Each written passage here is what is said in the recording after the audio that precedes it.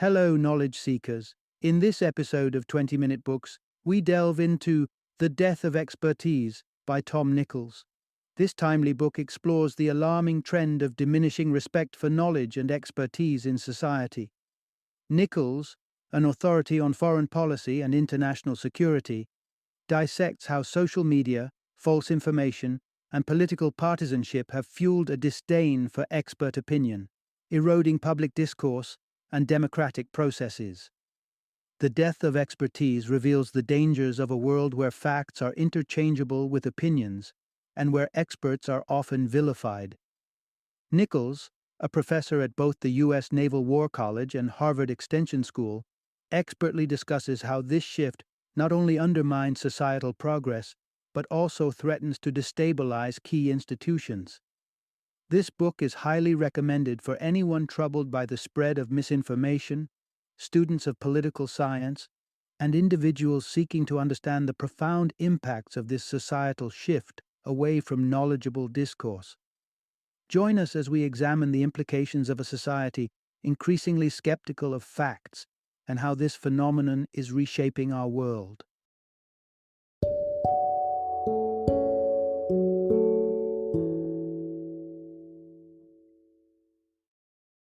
The Death of Expertise, the campaign against established knowledge and why it matters. Introduction. Understanding the demise of expertise in our information-saturated world. Have you noticed the shift in how knowledge is perceived and valued today? The concept of fake news is just the tip of the iceberg in a sea where the currents of truth and misinformation swirl indistinguishably. Our trust in authoritative sources has weakened, creating an atmosphere where it's tough to discern what or whom to believe. This transformation didn't just burst onto the scene, it's been gradually building, influenced by numerous factors outside of political arenas. Take, for example, the educational sphere. The value of a college degree has been on a steady decline. This isn't solely about the rising costs of education, but also concerns the quality and impact of that education. Are students really obtaining the skills and knowledge promised, or has the bar been lowered to accommodate more graduates? Then, there's the role of celebrities and influencers who, despite lacking expertise in certain domains, have the platform to sway public opinion on everything from health remedies to environmental policies. It's a milieu where popularity often trumps precision, and charisma can outweigh careful analysis. In this narrative, we'll explore the decreasing weight of a college degree in the modern job market, the way digitalization, particularly the internet, has transformed media landscapes, often diluting the depth and veracity of the information presented, the concept of confirmation bias, our tendency to favor information that aligns with our pre-existing beliefs, and its significant role in shaping public discourse. By the end of this discussion, you'll have a clearer picture of how the appreciation for true expertise has dwindled and why it's crucial for us to navigate this era of information overload with a more critical eye. Part 1. Exploring the deepening rift between public opinion and expert advice in the digital era. Disagreements regarding expertise are hardly a new phenomenon. In history, industries like tobacco and sugar have twisted facts to present their products as benign. However, the proliferation of such misleading information has intensified with the advent of the internet, making the real and the bogus ever more challenging to distinguish. Historically, the ability to question a government's stance has been a hallmark of a thriving democracy. Reflecting back to ancient Athens around the 5th century BC, debates were vibrant among citizens who keenly participated in discussions about societal and political issues.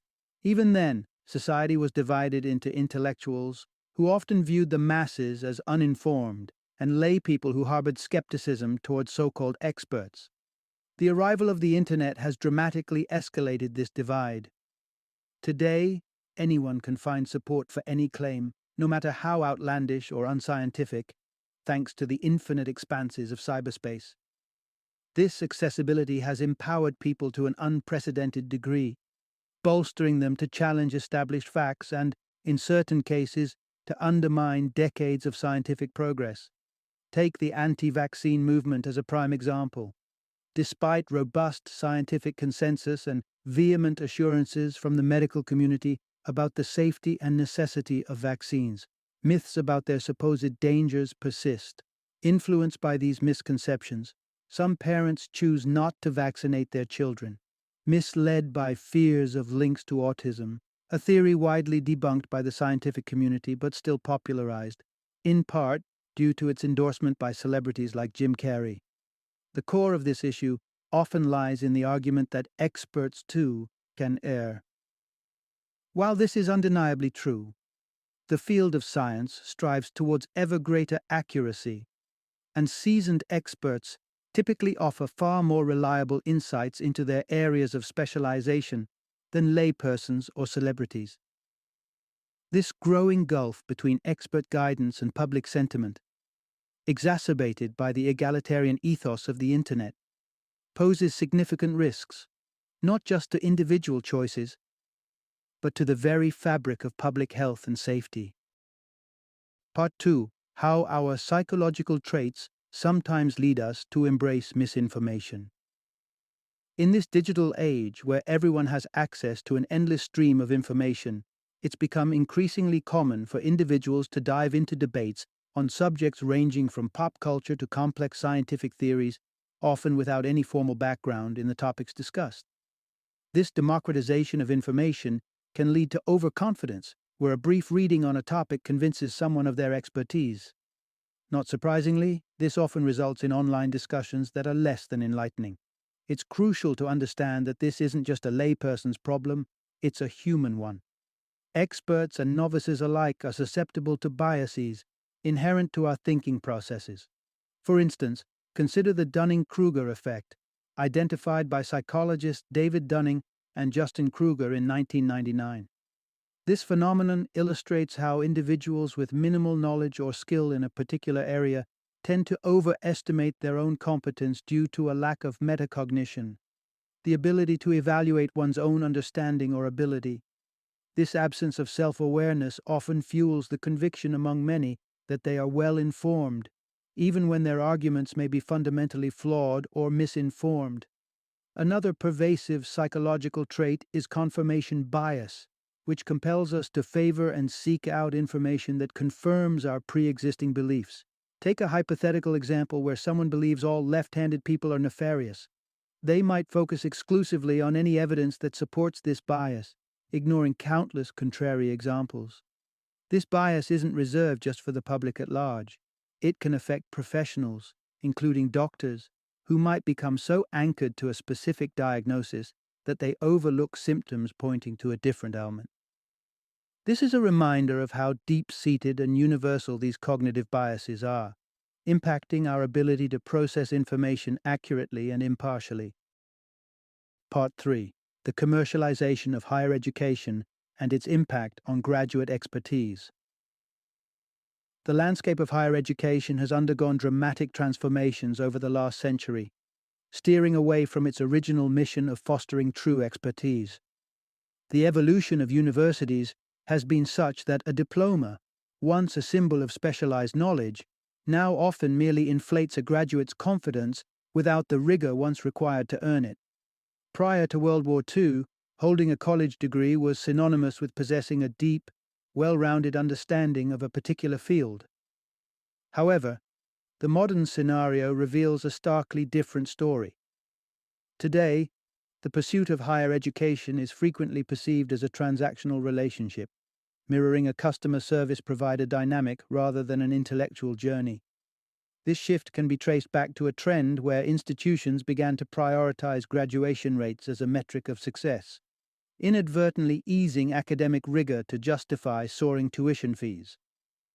This problematic trend was highlighted in a comprehensive study conducted by two professors who surveyed 200 U.S. colleges and universities up to the year 2009. Their findings were telling.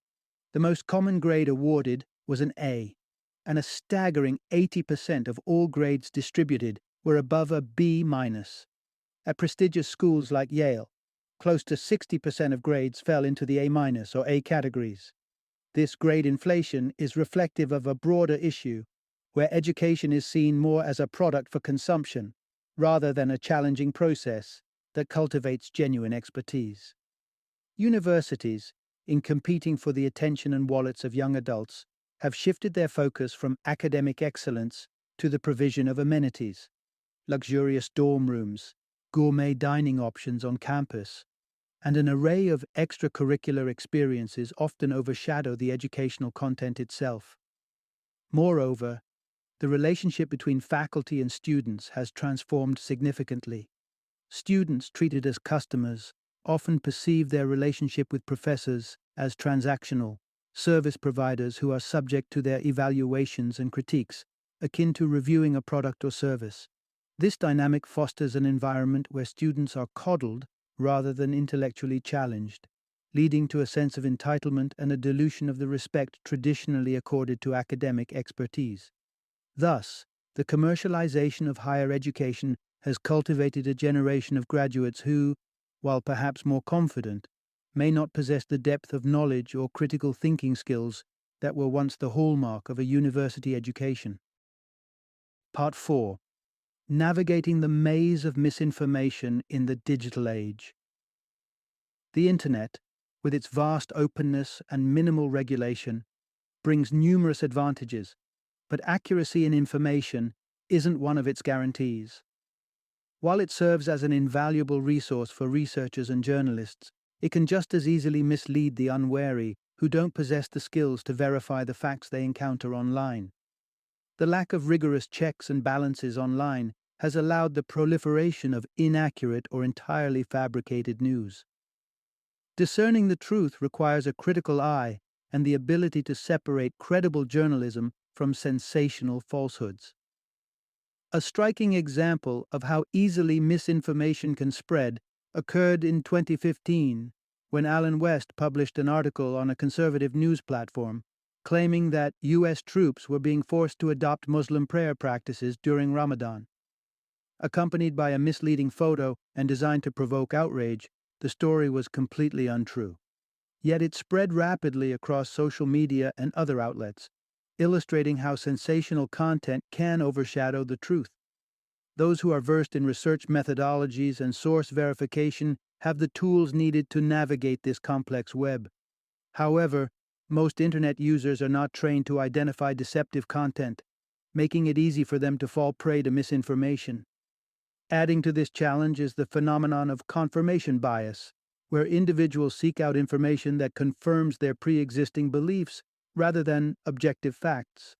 This bias turns the Internet into a reinforcing loop of misinformation for many, where they selectively engage with content that supports their views, disregarding any conflicting evidence, no matter how factual.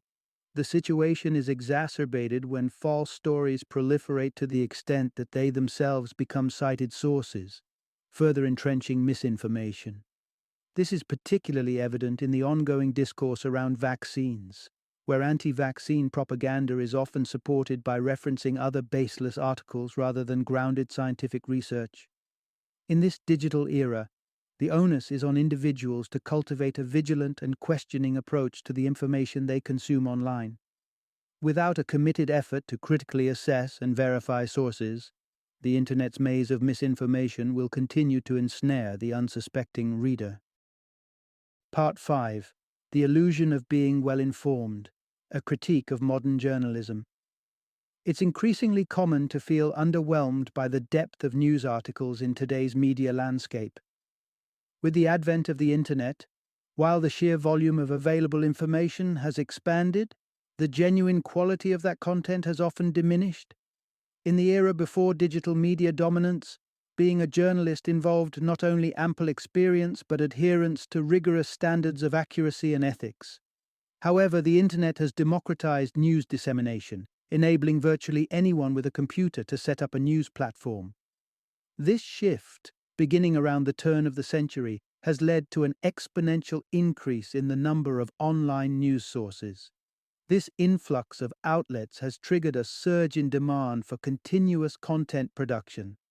Interestingly, prior experience in journalism isn't necessarily a prerequisite anymore, contributing to a noticeable decline in the overall quality of news reporting. As more inexperienced writers enter the field, the integrity and depth of journalism have suffered. Furthermore, the pressure to constantly produce content has also seen a rise in inaccurately reported stories. A telling example was when Time magazine mistakenly listed Evelyn Waugh, a male writer, as one of the 100 greatest female writers. This blunder underscores a broader trend where swift publication and viral potential trump the meticulous fact-checking that once underpinned reputable journalism. Today's news sites are primarily driven by what garners clicks and shares, orienting their content toward what readers will find amusing or reaffirming, rather than necessarily informative or accurate. The consequence is a media environment rich in entertainment value but often poor in substantial, fact-based reporting. This approach caters more to audience preferences for engaging content, like sensational entertainment news or echo chamber opinions, over nuanced or challenging information. Moreover, the encouragement of social media interaction has further muddied the waters. News platforms incentivize readers to share and comment on articles, subsequently empowering individuals to dissect complex issues publicly without the requisite knowledge or expertise. Consequently, many news consumers are left with the false impression of being well informed, while in reality, they are often merely entertained or comforted by stories that avoid confronting harsher truths. This transformation in journalism not only shifts the focus from enlightenment to entertainment, but also diminishes the public's capacity to engage critically with significant societal issues. Part 6. The fallibility of experts. Understanding their limitations. Experts, like all humans, are not immune to errors, and their missteps can sometimes have far-reaching consequences. Recognizing that experts can be wrong is essential for maintaining a balanced perspective on knowledge and authority. A vivid example of an expert's error stepping outside their sphere of expertise involves Linus Pauling, a two-time Nobel Prize-winning chemist who in the 1970s championed vitamin C as a cure-all for numerous ailments including cancer and leprosy. Despite his scientific prowess in chemistry, Pauling's medical claims lacked the backing of empirical research and were largely dismissed by the medical community. In time, it became evident that excessive vitamin intake could indeed be harmful, proving that even the most knowledgeable individuals are susceptible to errors when venturing beyond their areas of expertise. Experts also face challenges when tasked with predictions. Normally, scientists are adept at explaining phenomena that have already occurred. However, the media and public often demand forecasts about future events, from election outcomes to economic trends. Such predictions are fraught with uncertainties, and even well-grounded experts can face significant setbacks in accuracy. The 2016 U.S. presidential election serves as a prime example, where numerous political experts and polls incorrectly forecasted a victory for Hillary Clinton, only to be proven wrong when Donald Trump won. Similarly, the unforeseen outcome of the United Kingdom's Brexit referendum further exemplifies the limitations of expert predictions. These instances reveal that experts are prone to the same human fallibilities as everyone else. Rather than responding with cynicism or dismissal when experts err, it's more constructive to engage with them to understand the reasons behind their mistakes. This approach not only preserves the integrity of expert-layperson relationships, but also enhances collective understanding and preparation for future challenges. Embracing the fallibility of experts without undermining their overall contributions encourages a healthier dialogue and a more informed public discourse, allowing us to better navigate the complex landscape of modern knowledge and decision-making. Final summary. The present era is rife with misinformation, lies, and a general distrust in established expertise, a phenomenon fueled by various catalysts. Central to these issues is the transformation brought about by the Internet and modern media landscapes, which have significantly altered our interactions with experts across numerous fields, from medicine to academia. Moreover, the structure and perception of higher education have shifted in ways that potentially undermine, rather than enrich, public discourse.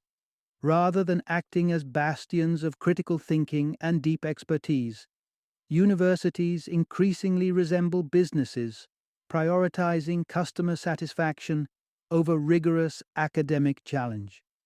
To navigate this complex environment, it is crucial to recognize and understand the cognitive biases that affect us all, experts and laypeople alike. These biases can skew our interpretations and decisions, leading to errors in judgment and the perpetuation of falsehoods.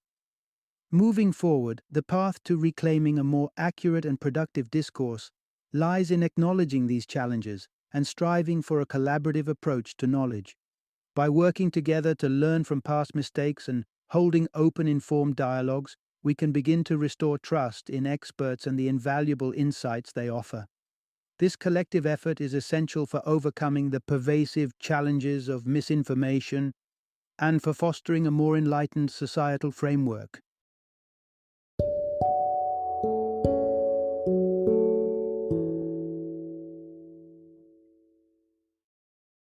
Thank you for joining me today on this journey of learning and discovery as we explored the insights of another thought-provoking book in our growing library of knowledge.